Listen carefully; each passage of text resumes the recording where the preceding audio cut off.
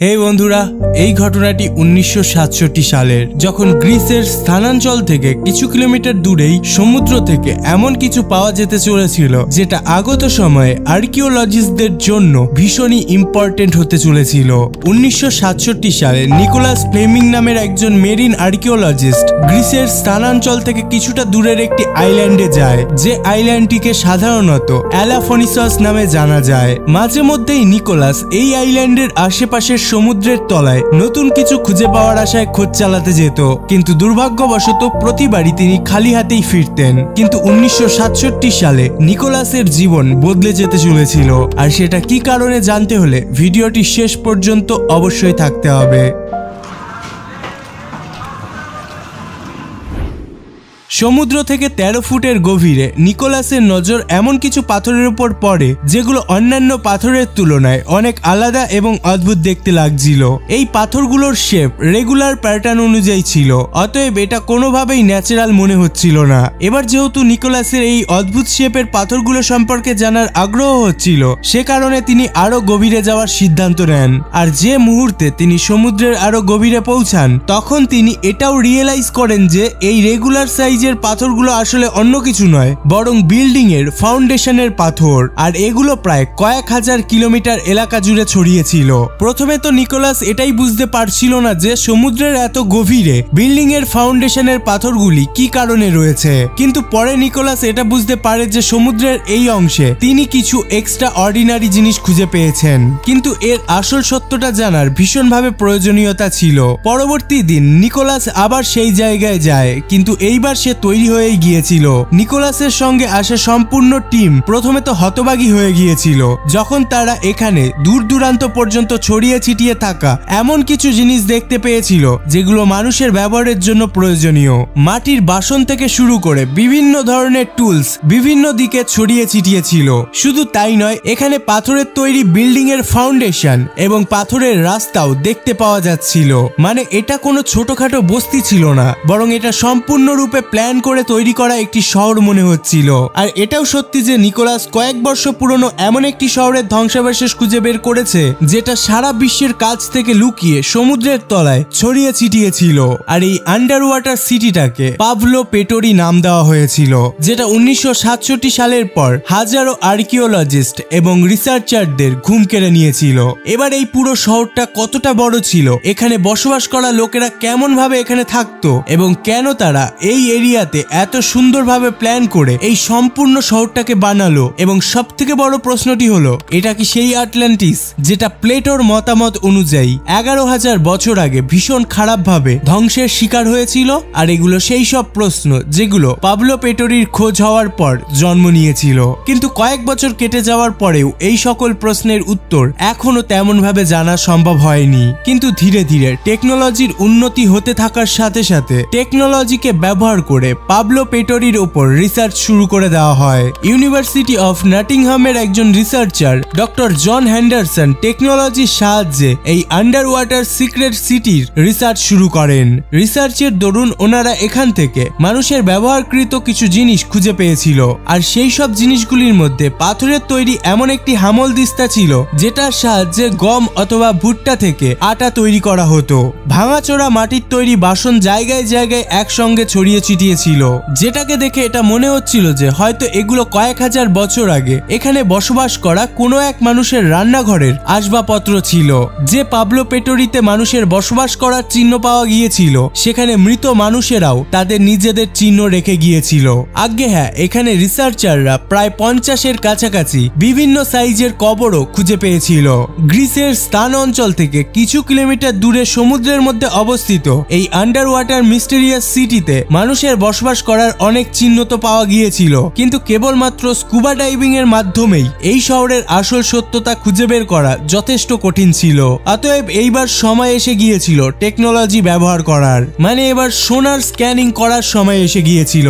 সোনার টেকনোলজি কিভাবে কাজ করে এটা যদি জানতে চান তাহলে অবশ্যই কমেন্ট বক্সে জানাবেন, তাহলে এই সম্পর্কে বিস্তারিত একটা ভিডিও নিয়ে আসবো। কিন্তু তবু এই বিষয়ে আপনাদেরকে একটু ছোট্ট করে বলে দিই, সোনার এমন একটি ডিভাইস যেটাকে যখন জলের মধ্যে দেওয়া হয় তখন সেটি একটি বিশেষ ধরনের সাউন্ড ওয়েভ ছাড়ে, আর এই সাউন্ড ওয়েভ সমুদ্রের মধ্যে মজুদ থাকা ডিফারেন্ট জিনিসের সঙ্গে ধাক্কা লেগে রিফ্লেক্ট করে, আর তখনই এর রিসিভার রিফ্লেক্ট সাউন্ডের ওয়েভগুলোকে ক্যাপচার করে, আর তারপর সেগুলোকে নিয়ে কম্পিউটারের সাহায্যে একটি 3D মডেল তৈরি করা হয়। ঠিক তেমন ভাবে পাবলো পেটোরিরও আন্ডার ওয়াটার স্ক্যানিং এর পর একটি 3D মডেল তৈরি করা হয়। এই 3D মডেলটি পাবলো পেটোরির সেই সব সত্যগুলোকে বের করে এনেছিল যেগুলো কেবলমাত্র স্কুবা ডাইভিং এর মাধ্যমে জানা কোনোভাবেই সম্ভব হতো না। 3D মডেলের মাধ্যমে ডুবে যাওয়া শহরের দৃশ্য দেখতে পাওয়ার পর এই মডেলটিকে বিশ্বাস করা খুবই কঠিন হয়ে পড়েছিল। জল, যেটা এতদিন পর্যন্ত এই শহরের রহস্য লুকিয়ে রেখেছিল, সেটা এই স্ক্যানিং এর মাধ্যমে সরে যায় এবং সবকিছু পরিষ্কার দেখতে পাওয়া যায়।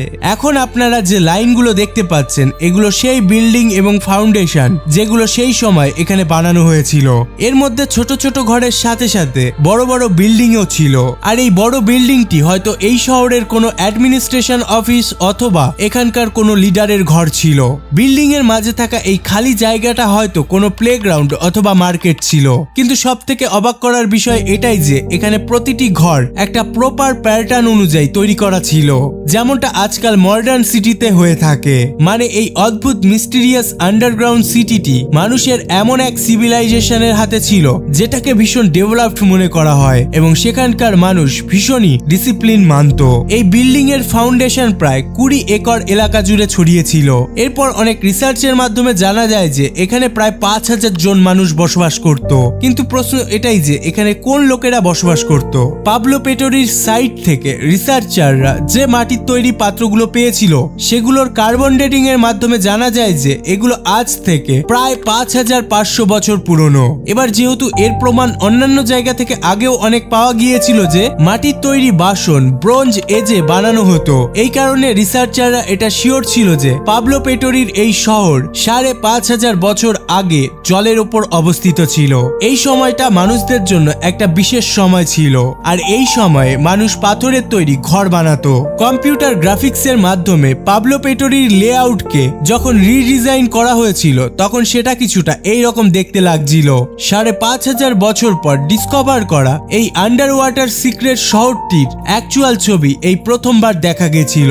এই ডিজাইন দেখে বোঝা যায় চারিপাশে সমুদ্র দ্বারা আবৃত একটি আইল্যান্ডকে প্রপার ডিজাইন করে একটা শহরের ডিজাইন দেওয়া হয়েছিল।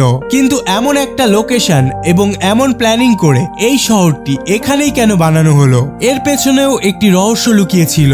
আর এই রহস্য পাবলো পেটোরিতে বসবাস করা লোকেদের সম্বন্ধে এমন তথ্য দিতে চলেছিল যেটা সবাইকে অবাক করে দিয়েছে। পাবলো পেটোরির ম্যাপ এমন লোকেশনে ছিল যে সেইখান থেকে পুরো পৃথিবীতে বাণিজ্য করা সহজ ছিল। মানে এই জায়গাটিকে বিশেষ করে এই কারণেই বাছাই করা হয়েছিল যাতে এখানে বসবাসকারী লোকেরা খুব সহজেই বাণিজ্য করতে পারে।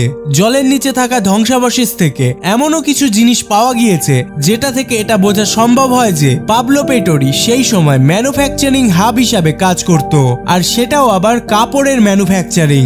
আগে হ্যাঁ, এনশিয়ান্ট সময় যখনই কাপড় বানানো হতো তখন সুতোর শেষ প্রান্তে সামান্য ওজনের পাথর ঝোলানো হতো যাতে সুতোগুলো কুঁচকে না যায়। এই পাথরগুলোকে লুমওয়েটও বলা হয়, আর এই ধরনের লুমওয়েট কয়েক হাজারেরও বেশি সংখ্যায় পাবলো পেটোরির লোকেশনে পাওয়া গিয়েছিল। অতএব এটা থেকে এটাই প্রমাণ হয় যে এই শহরে 5500 বছর আগে বসবাসকারী মানুষেরা এখানে কাপড় তৈরি করে পুরো বিশ্বে এক্সপোর্ট করত। মানে এটা বলা ভুল হবে না যে পাবলো পেটোরি সেই সময় এক্সট্রা অর্ডিনারি ব্যস্ত শহর ছিল। কিন্তু এই শহরে এমন কি বিপদ আসলো যেটার কারণে কয়েক ফুট জলের তলায় এই শহরের ধ্বংসাবশেষ রয়ে গেছে? রিসার্চারদের মতে পাবলো পেটোরি থেকে পাওয়া এইসব ধ্বংসাবশেষগুলো এটা পরিষ্কার ইশারা দিচ্ছিল যে এখানে এমন কিছু ঘটেছিল যেটা এক রাতের মধ্যেই এই শহরকে ধ্বংস করে দিয়েছিল। যদি এখানে জলের স্তর বাড়তে থাকতো তাহলে এখানকার লোক অনেক আগে থেকেই তাদের জিনিসপত্র নিয়ে এখান থেকে চলে যেত। এখানে সেই সব জিনিসের ধ্বংসাবশেষ পাওয়া গিয়েছে যেগুলো মানুষের দৈনন্দিন কাজে আসে, যেটা থেকে এটা প্রমাণ হয় যে এখানে বসবাসকারী লোকেরা এখান থেকে বের হয়ে যাওয়ারও সময় পায়নি। পাবলো পেটোরি হয়তো ভয়ঙ্কর ভূমিকম্পের শিকার হয়েছিল, যে কারণে এই শহরের জমি জলের নিচে নেমে যায় এবং এই শহরের চিহ্ন মুছে যায়। কিন্তু এত কিছুর পরেও একটা প্রশ্ন এখনো থেকেই যায় যে পাবলো পেটোরি কি সেই আটলান্টিস যেটার সম্বন্ধে 2000 বছর আগে প্লেটো বলে গিয়েছিল? এটা যদি সেই আটলান্টিস আটলান্টিস না হয়ে থাকে তাহলে 11,000 বছর আগে ধ্বংস হয়ে যাওয়া সেই আটলান্টিস কোথায় গেল, যেখানে প্লেটোর মতামত অনুযায়ী এমন মানুষ বসবাস করত যাদের কাছে এমন কিছু এক্সট্রা অর্ডিনারি শক্তি ছিল যার কারণে তারা নিজেদেরকে ভগবান ভাবত।